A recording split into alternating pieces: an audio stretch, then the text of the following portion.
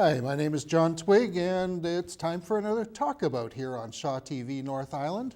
Our guest today is Brian Shaw, Chair of the Campbellton Neighbourhood Association.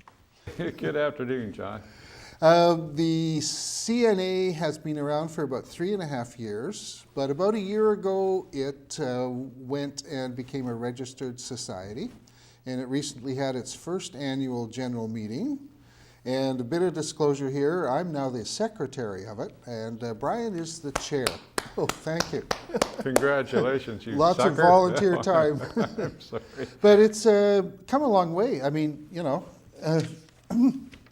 you made the front page. Yeah, well, it was a slow news day. No, well, maybe it was, but anyway, it's a good story. Fill us in a bit. Well, the CNA in the last 3.5 years has been persistent in its efforts to identify that part of Campbell River as a major entrance to the community. And as such, we need to do a heck of a lot to make sure that it is striking in appearance so that people coming into the community will think of it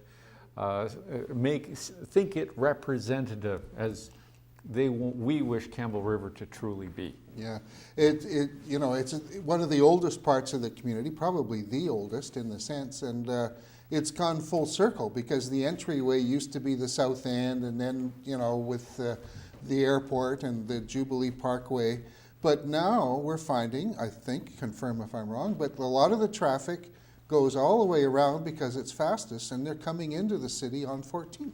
True. People coming from the airport, for instance, will automatically come down the island bypass. Yeah. And their first taste of Campbell River will be at the bottom of the hill by the Eagles Hall on 14th Street, and then they'll, if lucky, make a right-hand turn to go downtown, and they go through what we call 19A, and through a fairly tired looking area. Yeah. And our job is to make it better. Well, when I was first back in town, the Willow Point neighborhood was, actually it was the business area there. They worked hard to raise money to get the redevelopment done, and it was a pretty big, a good success. Now it's Campbellton's turn. It is Campbellton's turn, and it has been our premise that there is a lot that we can do in that area of town. Yeah. We're focusing and have focused for a long time now through the studies that we've done, through the studies that have been done for us by the hired help. We have Vancouver Island University students coming up now for the third year, doing an urban planning project. They've made it a project of theirs. We've been able to subsidize their travel here. We have professional urban planners working are identifying what's really important for Campbellton to make it a more vibrant village and community, and to make the whole area benefit from it.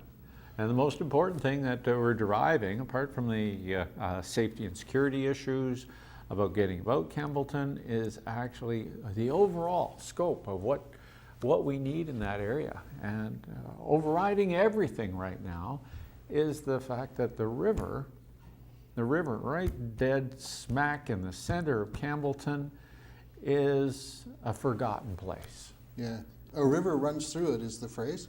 Right through it. And the slogan for the campaign is Rescue the River.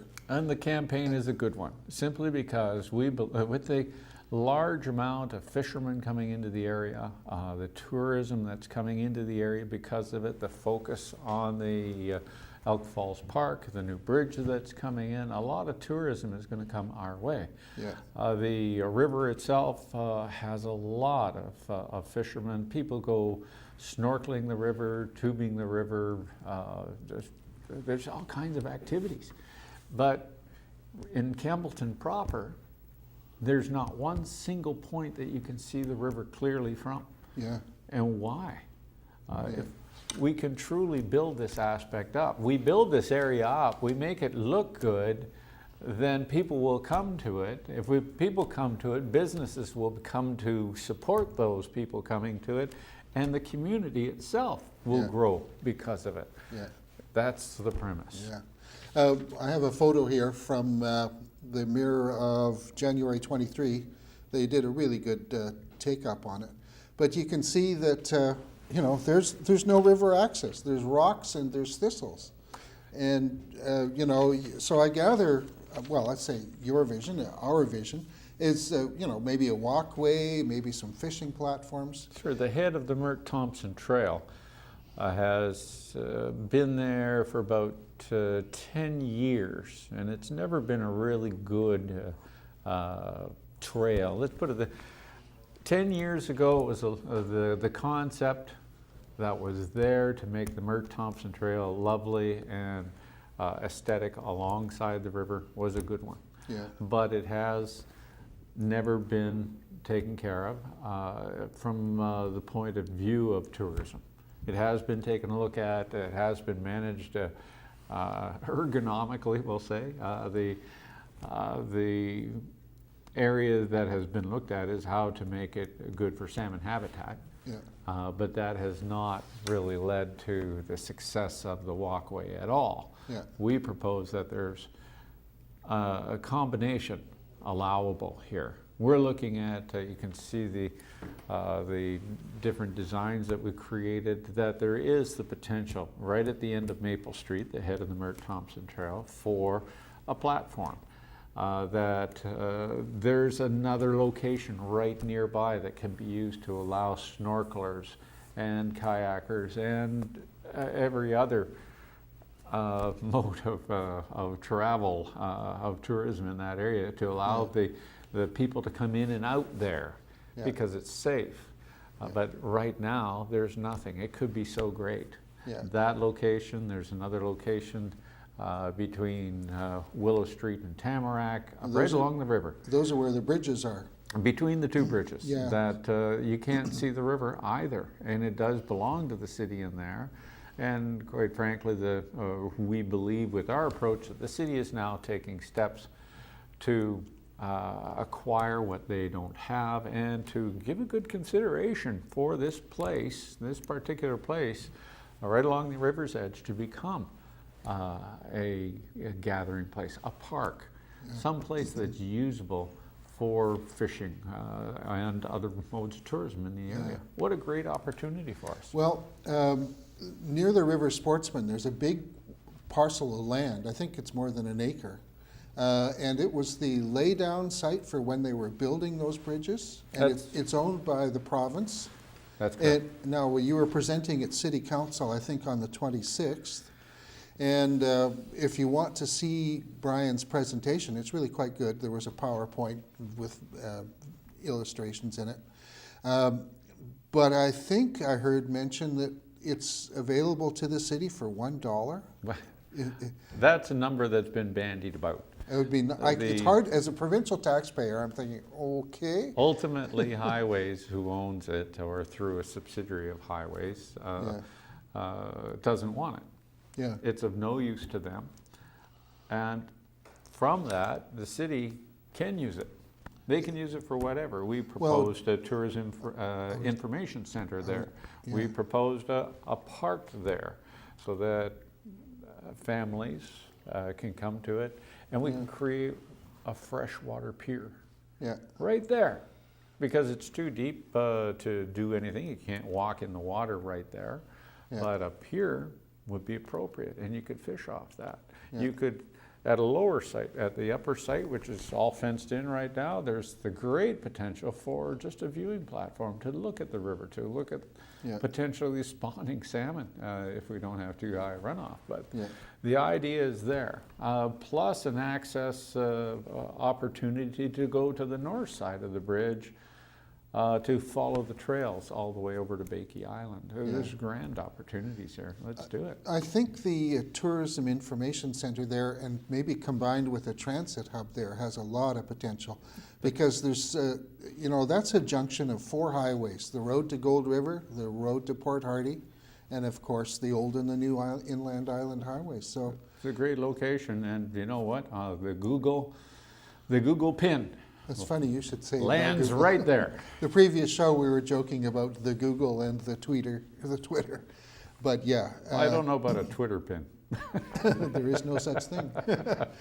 But yeah, it's, in terms of what can be done to make the city better, well, the CNA, especially Brian, and is Ross Sharp involved with getting Sharp, the plane? Urban planner. Yeah. And what a great individual, what a great addition to the Campbellton Neighbourhood Association. Yeah. What a great scoop by the city of Campbell River, because he's now on the Airport authority. But putting the model of a beaver float plane is not at this location we're talking about, the 1 acre site. It's farther up at 14th. That's right. Where a deer and I had an unfortunate incident yesterday.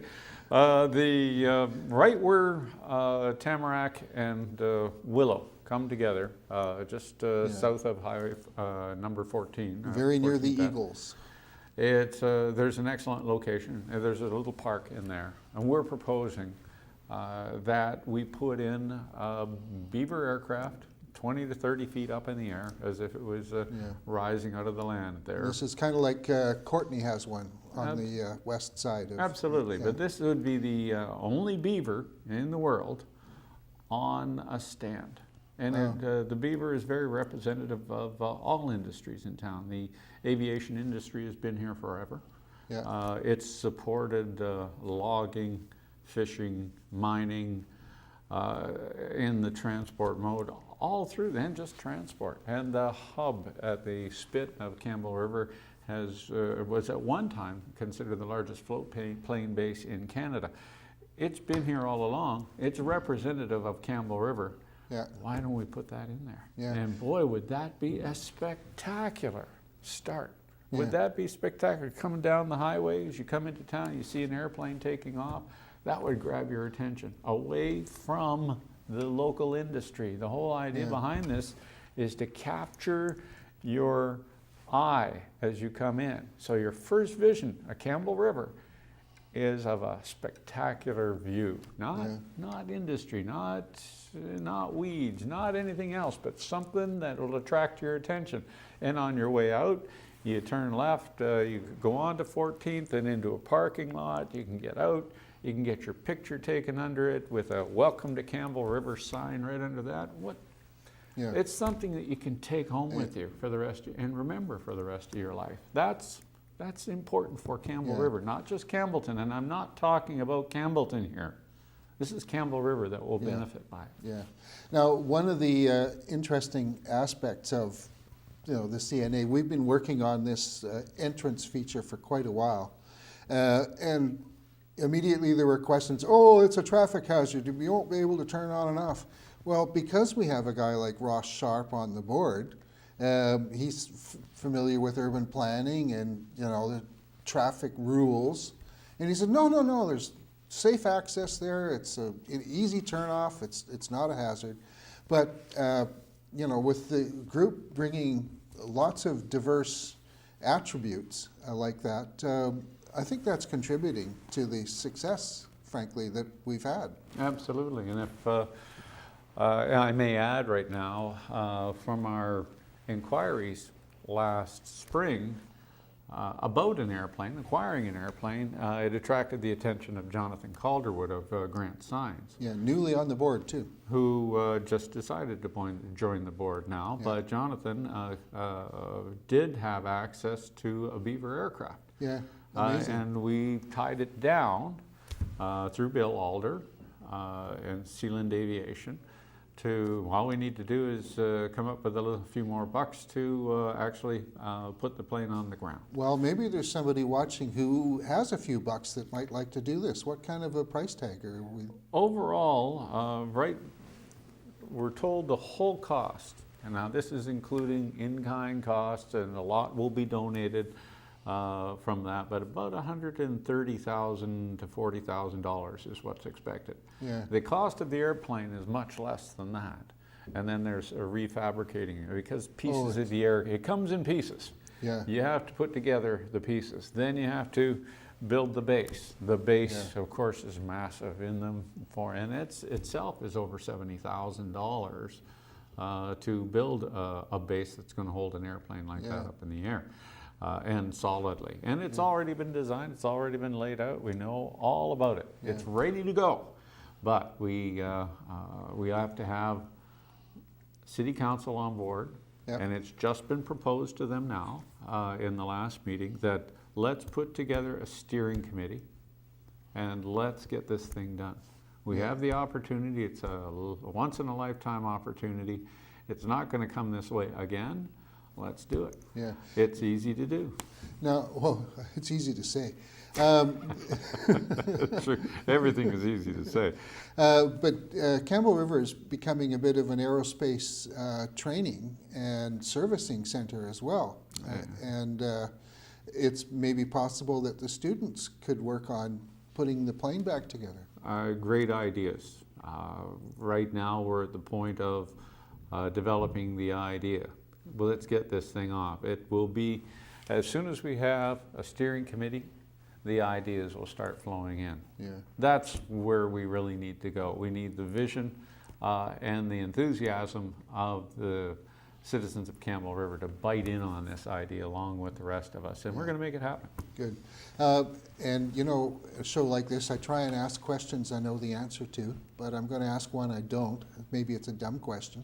But if somebody was to gift $100,000 to the Campbellton Neighbourhood Association, are we a registered charity? Or We're a registered society, not a Society, charity. not a charity. So we can, if you're looking for a tax deduction to put money into it, yes, it can be channeled through one of the city corporations that is a charitable society, and that way it would work. Yeah. So Yes. don't let the tax write-off be an impediment. It can be arranged. It can be arranged. Everything can be done as long as it's legitimate, and in this case, Oh, it's legitimate. Definitely. The idea is a very good one, and it doesn't necessarily mean one. We're looking for all kinds of help, in kind and other ways, and for all kinds of projects. And that takes us on to the various other things that we're looking at too. This isn't on the list, but I've been sort of keeping a quiet eye on the idea of having a choo-choo train, a steam engine. You have been persistent at that. Well, and but it's sort of like, let's get the plane done first. But you know, I saw at the museum the other day, they had some model train people with exhibits. I didn't go there. I wanted to, but I couldn't.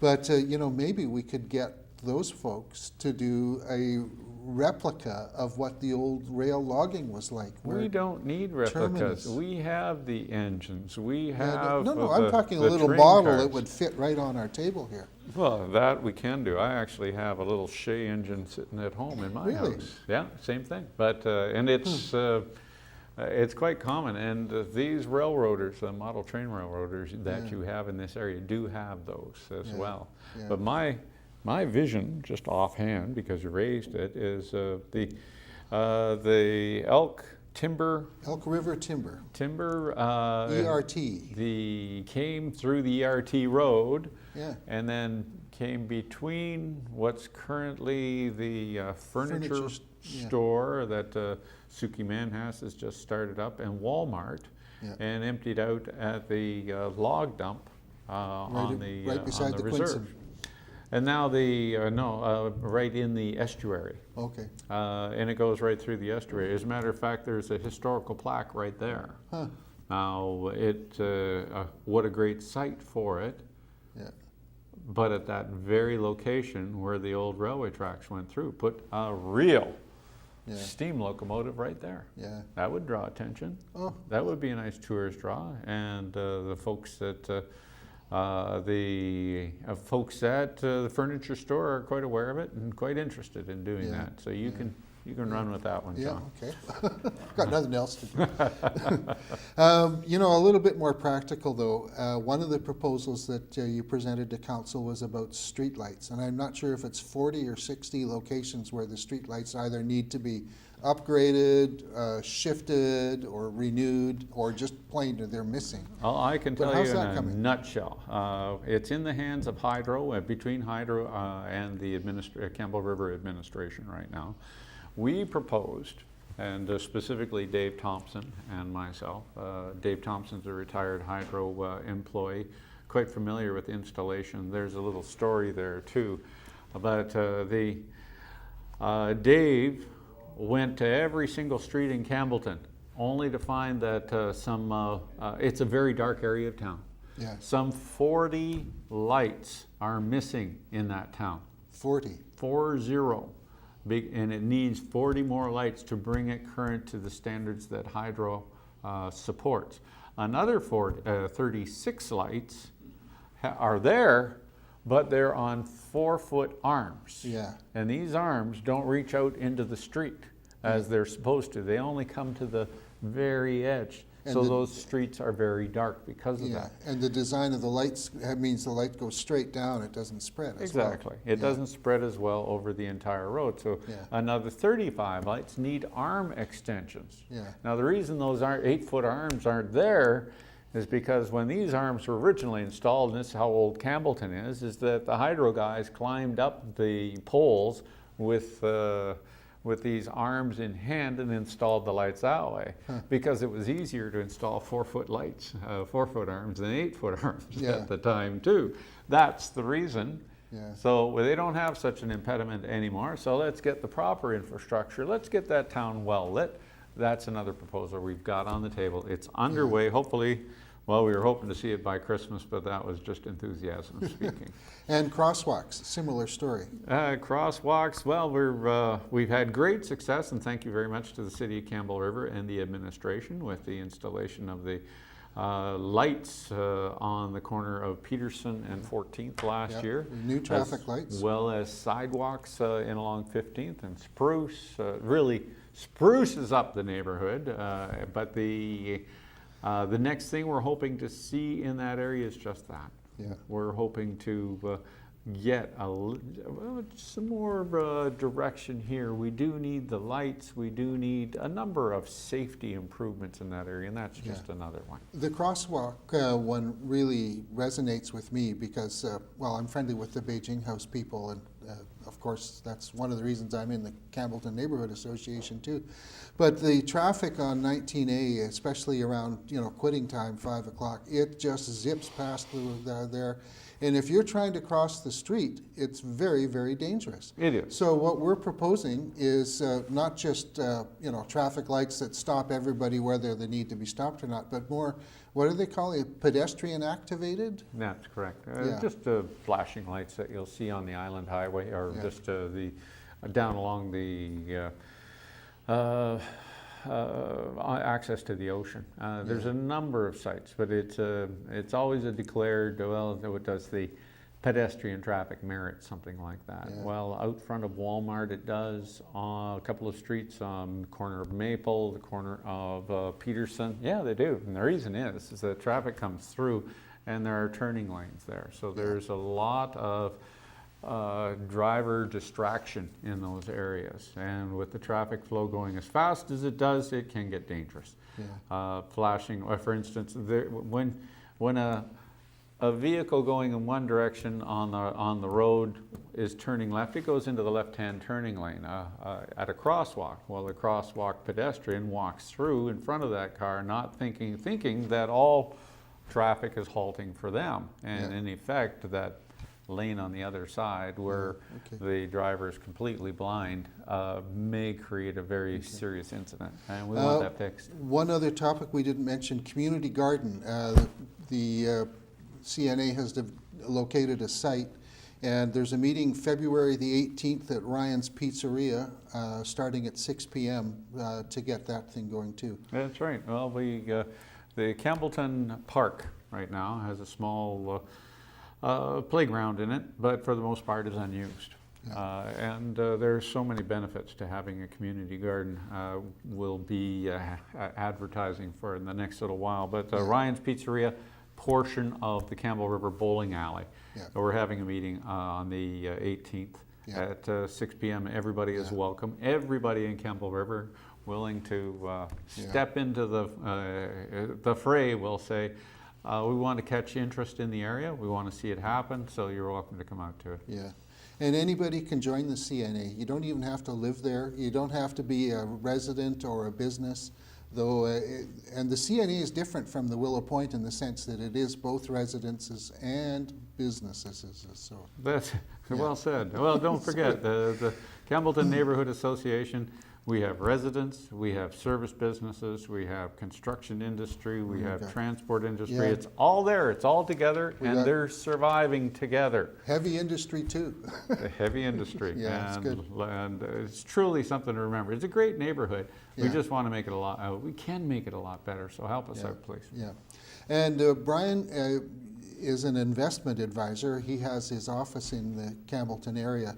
You've got seminars coming up February 12th and 19th, and that's at 4:30 at Banners. There's my plug, right? Yeah, you're welcome. But my, what an volatile time in the investment world. It's crazy with the oil markets doing what they have recently, and previous to that, how the mining markets have turned everybody on its ear. It's a very interesting time, but at the same time, there's lots of good in the markets right now, and these situations create opportunities that people should look at. Volatility is good news if you're in the investment industry. True. Anyway, actually, well, did I miss anything on CNA you want to talk about? I would not really push too many other things right now. We've got lots of things that are ongoing. We have some banners. Our newest project is that we have banners coming to Campbellton. The Pacific Salmon Foundation is partnering up with the CNA to bring salmon banners into our area. So we're going to have some 25 of them strewn throughout Campbellton to just start sprucing it up. Little things like this just to make it work. So there's lots of projects, and if you have a project that you'd like to bring to Campbellton, I encourage you to either call me, talk with anybody with the Campbellton Neighbourhood Association to just join us. This is a Campbell River-wide project. It just happens to be we're focusing on this area of town, and we need the locals to really bite in on this idea. If we get enough people, it's going to continue to happen. We'll be persistent, but we always need new blood. This suspension bridge is a big story too. It's going to be completed in about April. We've had some items on it here on Shaw TV North Island as well too.